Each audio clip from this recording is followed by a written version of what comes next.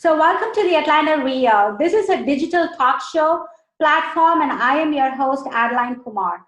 We bring in simple, everyday heroes who have a story to tell, a passion to share, and impacting the community in a very big way.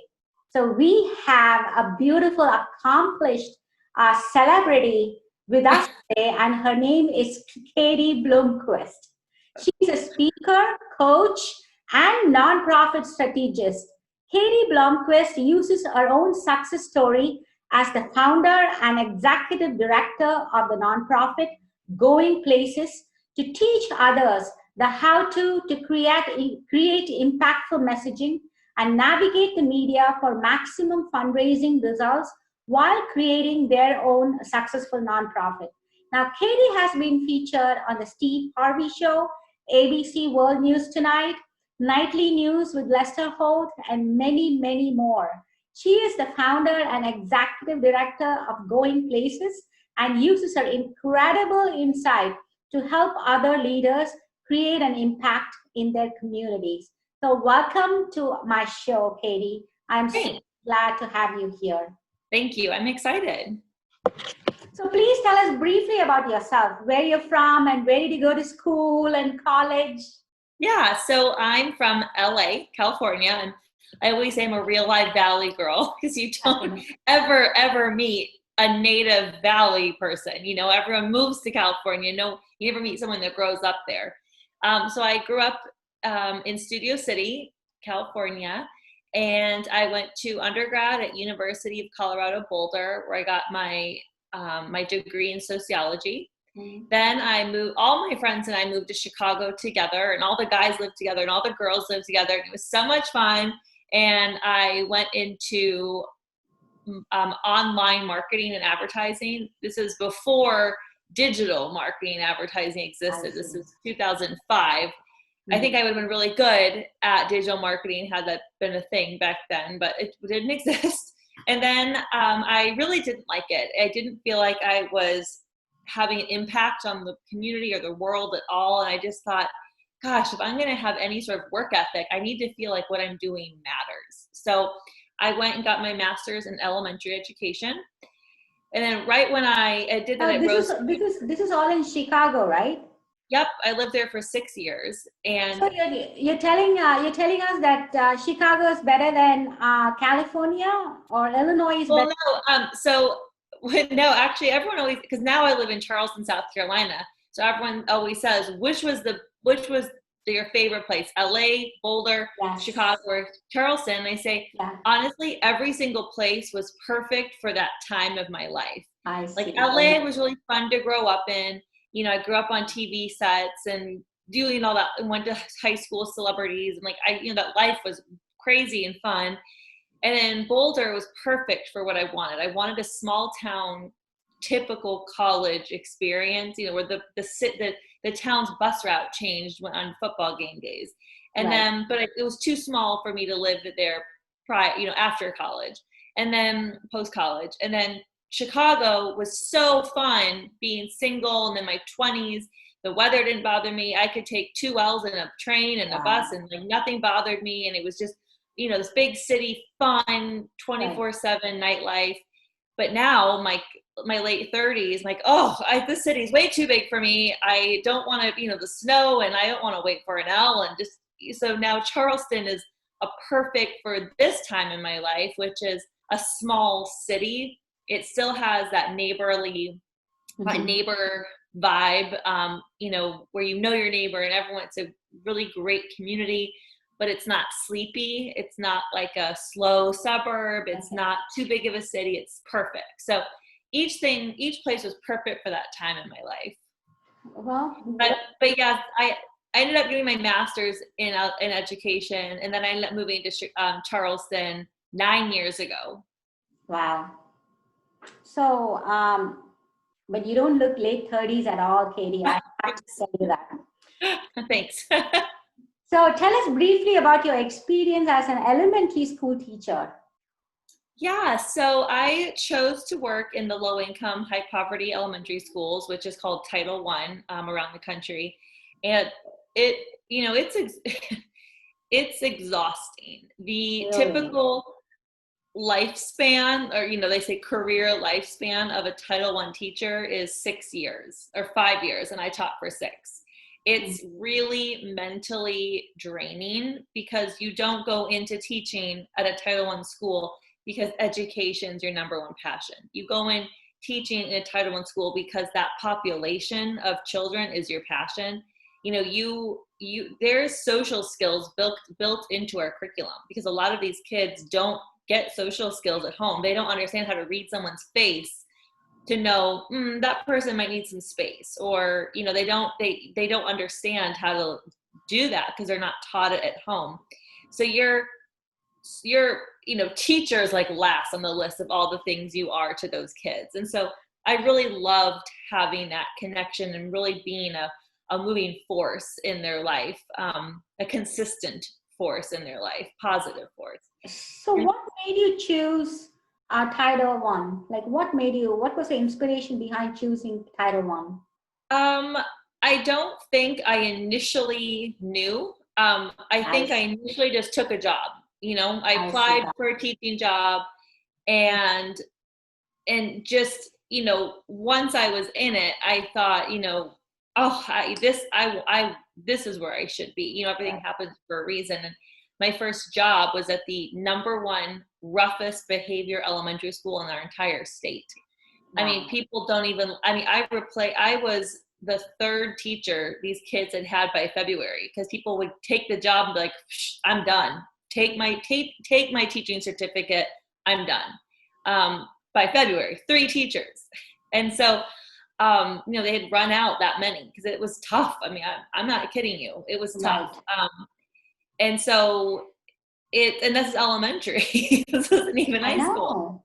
But it's when you see, it takes every teacher in these schools cries daily for their kids and for the stress of the job and the day, and but you keep coming back because those kids need you, and there's Right. another level of connection. You went with the worst behaved, the red level high flyers. Those are the kids you end up connecting with the most, even though they cause you the most frustration, the most tears, because they're the ones that need you the most. And so you end up, connecting with them the most. And Mhm. it wears on you. It's really, Yeah. Mhm. it's a lot. I mean, I don't know many Title I teachers who aren't on anti-anxiety medication 100% because of the job. I mean, I had a first grade girl bring a steak knife to school with the intention to stab somebody with it, and it's that level of stress. Well, thank you for sharing. I had no clue. Yeah. I don't even know what Title One is until you told me now. So thank you for sharing that information. And not all Title I schools are like that. The ones in the more rural areas Right. tend to just be what it is, low income, high poverty. They don't tend to come with the behavior issues. Um, and so it's not every Title I school is like that. It might just be really poor kids. But Yeah. the ones in, like the more city areas, those are the ones that tend to come with the behavior issues. Wow, Katie. So what happened in the fall of 2016? What is your story? So I decided to do a GoFundMe to get all 650 kids in my school a new bike. And a little boy in my class, Jawan, asked me for a bike on his birthday. And that's when I was like, wait a minute, you have a bike? I was so aware of the Right. shoes and the socks and the beds and the books and the things these kids don't have. But I never thought about the things that bring us joy in life. And it's a memory that many of us take for granted. And so I couldn't get it off my mind. I asked other kids in my class, do you have a bike? And most of them, the answer was no. And so I did this GoFundMe, and it went truly viral. I mean, Steve Harvey flew me out and put me on his show. Like the Ellen DeGeneres show was calling, Oprah OWN network was calling, Rachel Ray's show was calling. It was in Time magazine. Like, it was wild how it skyrocketed, and I ended up raising Wow. over $80,000 in 3 months. That is super cool and so, I'm so motivated and um, it keeps me like kind of humble. From what I hear from you, it just humbles me. But thank you. So where did the idea of GoFundMe come from? Like, in those days, like who led you to the idea? Like, I'd just like to know, like, how did that idea itself come? Like, okay, we have to do crowdsourcing for this, for example. I just think, everyone's heard of GoFundMe. And when someone because the little boy Jawan, he just graduated 5th grade. He was in my 1st grade class at the time, and I still take him out all the time. Not during COVID, but for all these years, he's still majorly in my life. But starting in 1st grade, I started taking him out on weekends and after school to give him some life experiences he wasn't getting. And and I was always spending like $100 every time we went out. We would do activities, go out to eat, go see plays. I mean, big things like buying toys and all this stuff. And someone said, on a teacher's salary, and in South Carolina, teachers get paid less than almost anywhere in the country. So someone was like, why don't you start a GoFundMe for all the activities you do with Jawan? Like create like so you have this like bank of money to like do things with him. And I said, well, I don't really mind spending my money like on him. Like I want to. So I just kind of had the GoFundMe in the back of my mind. And then when he asked me for the bike on his birthday, because I was letting him pick out some gifts, and that was the gift he wanted. And I thought, I was thinking like a $20 gift, like not, a bike. And so someone had said, well, why don't you do the GoFundMe? If you don't want to do it for your activities and adventures, do it for the bike. And I thought one person is just going to fund it like that. What if I'm going to do a GoFundMe, what more could I do?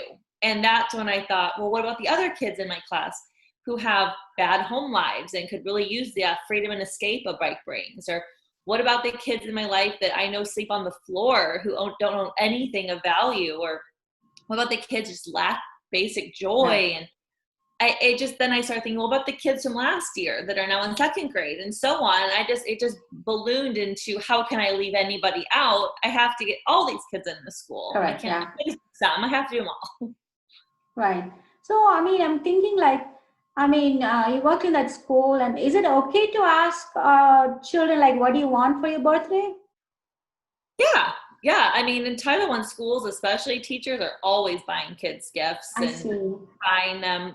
I've given kids pillows. I knew this one girl didn't have a pillow and always had her neck hurt. So I went and bought her 2 pillows and, was like, here, take this. There's, teachers do buy these kids so much more than and even at Christmas, I would give all my kids a book and a pair of socks, and they were more excited about the socks than they were about anything else, because most of them I've never owned socks. They can't believe how warm their feet feel.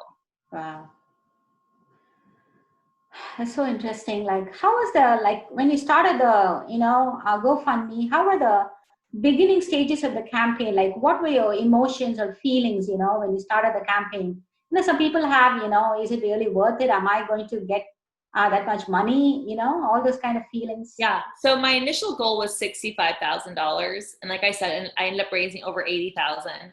And I think it was 80,200 something. And I don't have that piece of me where fear holds me back. I don't have that, well, what if it doesn't work? Because I don't define myself by my job, or I define myself by the way I treat people and the way, like, my interactions with them, not by things like that. And so to me, if it didn't work, I was just going to say, well, at least I tried. I raised some money, and what can we do with that? Like, I didn't have that fear, because to me, that doesn't define failure to me. Trying. Failure to me is not even trying. It's the lack of omission is what it means. And so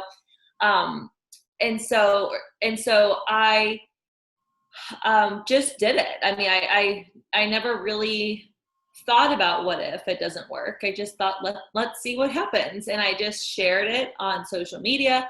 I emailed I worked really hard to get it out there. I emailed every radio station and every magazine in the state, every TV station. I started following all these bike magazines and cyclist companies. And started tagging them in things and sending it to them.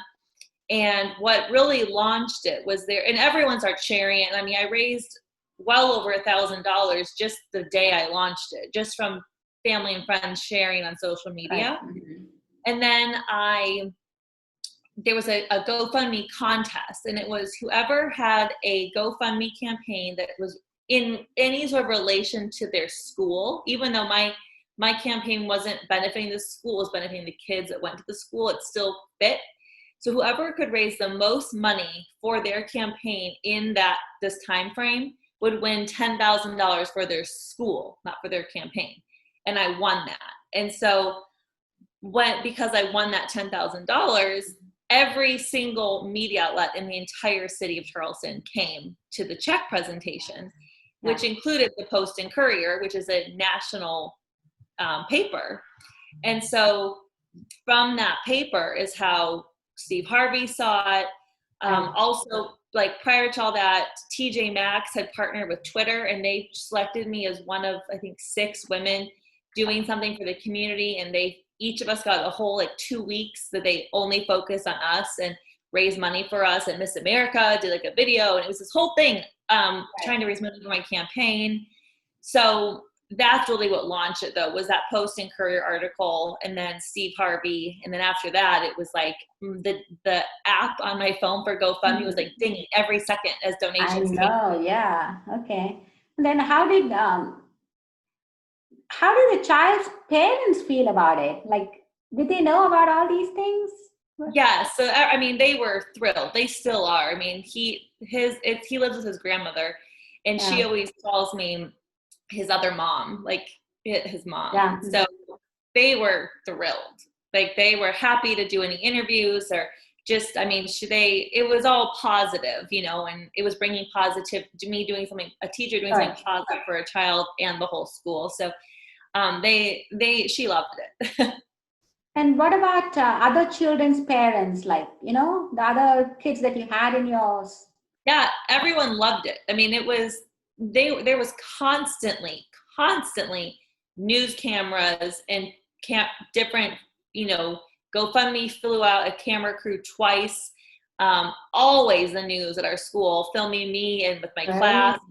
So when I was on Steve Harvey, that is what every parent in that school showed their kids the episode, and they were like, "Miss Blomquist, were you on Steve Harvey? Oh my gosh, are you going to give us a bike?" And my answer was, "I don't know. We just probably shouldn't miss any school." It was. I know. When did this happen? The Steve Harvey show. Can you give us a date so we can watch? It's on our website. You can't see the full episode. Unfortunately, you can't watch the whole episode. They wouldn't send that to me. I have on our social media under on our IGTV, the Instagram TV, recorded, holding my phone the whole episode or the segment, which is going_places_nonprofit. And then on our website, I believe it's under media, it's just the clip when he gave, when he came out with the check. And so, but where it cuts off is the check was for $10,000 originally. But when Steve Harvey heard the full story, he said, right after that clip ended, $10,000 is not enough. I'm doubling it. So they actually gave $20,000, but the big check just says 10 because that was pre-decided. Then he heard the story and was like, no, we're giving her 20. That is so awesome to hear. Yeah. That is so awesome. You must have felt like, I don't know, in like, seventh heaven or something like that. It was just a surreal, literally Steve Harvey's people called me, and it was 4 p.m. on a Tuesday or Wednesday. And they said, "Can you be at the airport for an 8:00 flight? We're going to have you on the show tomorrow, and then we'll fly you back." And I was like, okay. So they're like, "You don't have to bring anything. Literally bring yourself. We're going to dress you, do your hair and makeup, and you're here for one night." I literally have never driven faster home, got my toothbrush and my face wash. And that was it. I literally went on the airplane with pajamas and my purse and flew to the airport as fast as I could, got there and was in this tizzy, and I'm by myself. And I just I finally got to my terminal and I sat there and there's this group of men clearly traveling for work, and I go, you're never going to believe where I'm going. I was just so excited, and I was by myself. I just had to like blurt it out to whoever would listen. Wow, girl. And My I was like, God. I have to tell you. That is so cool. It makes me so happy. So what is this? You started a nonprofit after that, you felt, from Yeah. move from a cause to a nonprofit? Yeah. So I wish I knew which interviewer said this to me, because they deserve all the credit. But someone said to me in a phone interview, so what's next? And I said, what do you mean what's next? I'm done.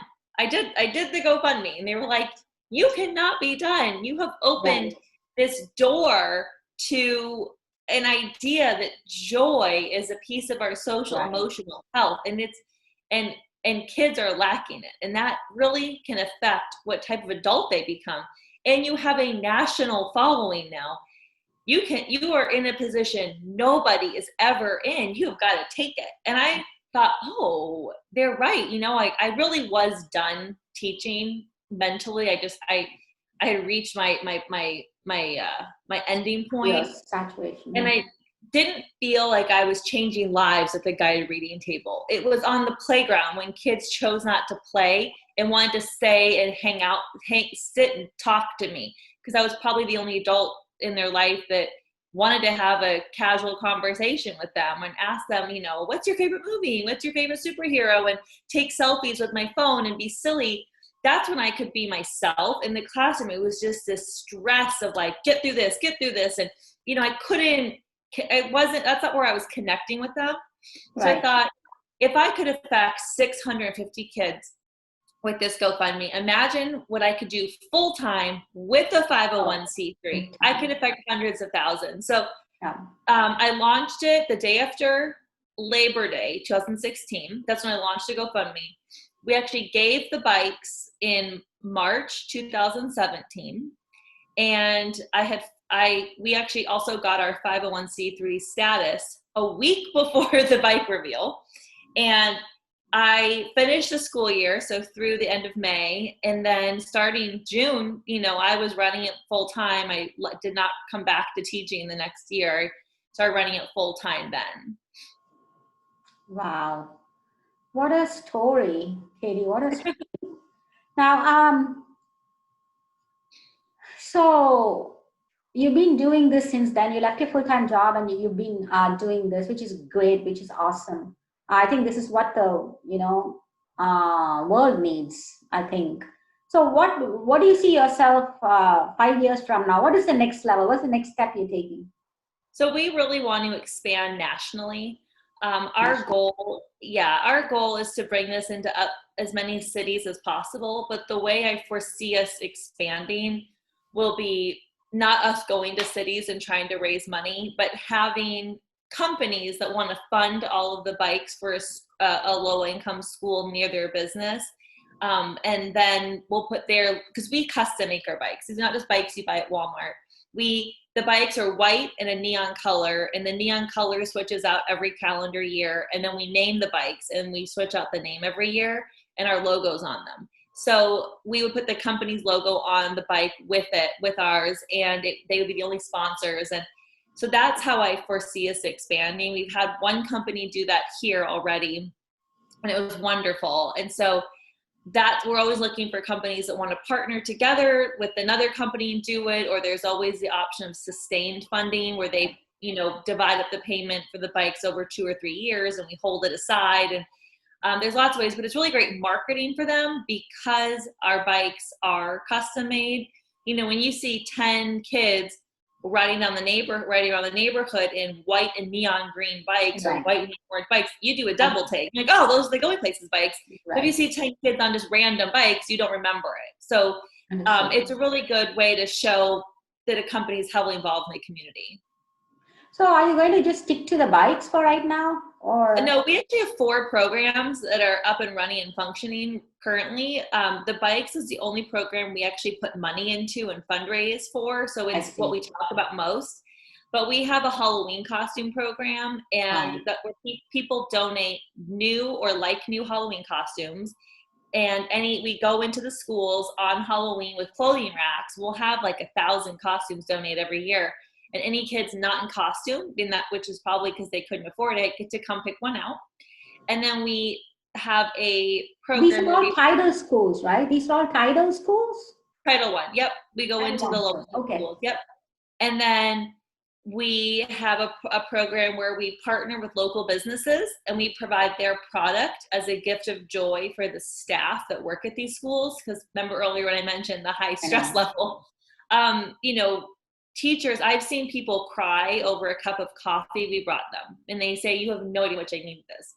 I say, I do know because I was you. I know. Mm-hmm. And so, and it's not just the teachers, it's the cafeteria workers, the day porter, the front office, because the kids are bringing their stress not only into the classroom, into the hallways, into the cafeteria, their parents in the front office, and the littlest treat, whether it be a cup of coffee or a clothing item or tickets to a River Dogs game, it's our baseball team. It's like, this is so wonderful. It's just like the nicest little bit of joy. So we do that. And then this year we implemented something called Bundles of Joy. And it was our way of pivoting since we couldn't give our bikes this May like planned. We have to wait till the fall or winter. We thought, how can we spread joy to these kids right now? And so we came up with Bundles of Joy. And basically they were gift bags, like a gift bag size, full of fun activities for the whole family to enjoy together. Because we found through our bikes that families don't always know how to spend positive quality time together in these communities. And our bikes were all of a sudden created family time that didn't exist before. So we thought, how else can we do that? Especially when people are home quarantined and we know domestic abuse has gone up during this time. So the bags had like card games, kites, puzzles or Jenga and coloring books and crayons and Legos and just tons of things. And so we did an Amazon wish list and people bought, we had like 400 items bought in just a couple of weeks from the community. So that was really great. And that's a program we'll do now every year at the beginning of summer for the families. So is this information all on your website available? Like, I'm going to be including all the links when I upload this YouTube video onto the YouTube. I'm going to include all the, your bio, your links there so that people can reach out to you. So yeah. What is the advice you give to a person like, who's out there to the world, like has very similar passion and dream or, want to start a nonprofit? My advice is to do it. You surround yourself with the right professionals. My biggest thing I say is don't pretend to be an expert in something you're not an expert in. Surround yourself with the right experts. Don't file your 501c3 yourself. Get a lawyer to do it and ask them to join your board so they do it for free. Don't pay for stuff. Get people to join your board who is a working board. It's that your first couple of years, you need a working board, people who are actively on your board, who are helping, marketing people, finance people, lawyers, people that will do work pro bono because you don't have money in the nonprofit to spend. And, your job as the founder and probably executive director of your nonprofit is to make connections and to get your mission out there. Don't waste your time trying to fill out Excel spreadsheets with nonsense. That you need your accountant to do that. Don't waste your time trying to fill out your 501c3 correctly. Have your lawyer do that. Like this, and you can mess up these things, which will cause you huge headaches down the line. There are enough people out there who are willing to do work on trade for sponsorship or pro bono. And that would be my number one biggest piece of advice. And any opportunity you have to talk about the nonprofit, do it. I bring business cards in my clutch when I go out on weekends at the bars because you better believe I always found a way to work it into conversation and give out my business card and always get their business card. Don't rely on someone who's going to reach out to you. You need to be the aggressor. So do you have any training, for all these kind of people who just have a idea, like, on how to start a nonprofit? Yeah, so I started an LLC. separate from the nonprofit, where I have an online course that teaches you how to start and grow a nonprofit. And it's takes you through the first 7 months and it's with 18 lessons over those 7 months. And it's all done for you. It's every worksheet, it's how to create your board. There's 3 types of people you need in your board, who they are, where you're going to find them, provide worksheets for you to use to try and brainstorm these people I tell you about. I give you your agenda for your board meetings. I give you how to create your budget. Every single thing a person could need in that first year, basically, I have done for you, and I tell you how to do it, where to do it, and when to do it. So it can take the guesswork out, because people are busy. They have other jobs. They have families. Right. And there's things I've done that I don't see other nonprofit leaders doing. It's the things that made us go viral. And here we are 3 years in, and national media has continued to fly in every single year to cover our bike reveals, including this year. We're in talks with a TV show that wants to come in and do an episode covering us. So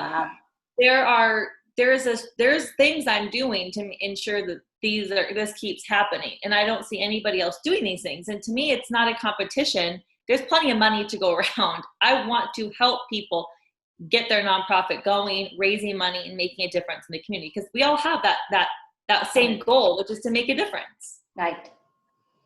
Oh my God, I can't thank you enough for coming on the show and sharing. I mean, your passion, your love, like flows through and share your journey with us, actually, right from the beginning till now. And I'm so inspired by your story, and I'm sure others who hear or watch you will be as well. And I wish you nothing but success, Katie. And I'm including all the information, below as links, so that people can reach out to you and, with comments or questions that they have. Probably they even want to start a nonprofit, down the road. And and may you help many, many, many, many more children. Thank you. So many other things as well, as you expand and grow. And I want the world to see you. Yeah. Me too. We need the world to back us. To see you, Katie. Yeah. And also, if you were, thank you for coming on the show, Katie. Really, thank you for having me. Very, very busy celebrity, but really appreciate you coming on the show. Also, if you are inspired by Katie's story, like, share, and subscribe to my channel, and you will be sharing Katie as well as you do this. And please also let me know your comments in the comment section, so that I can improve as well.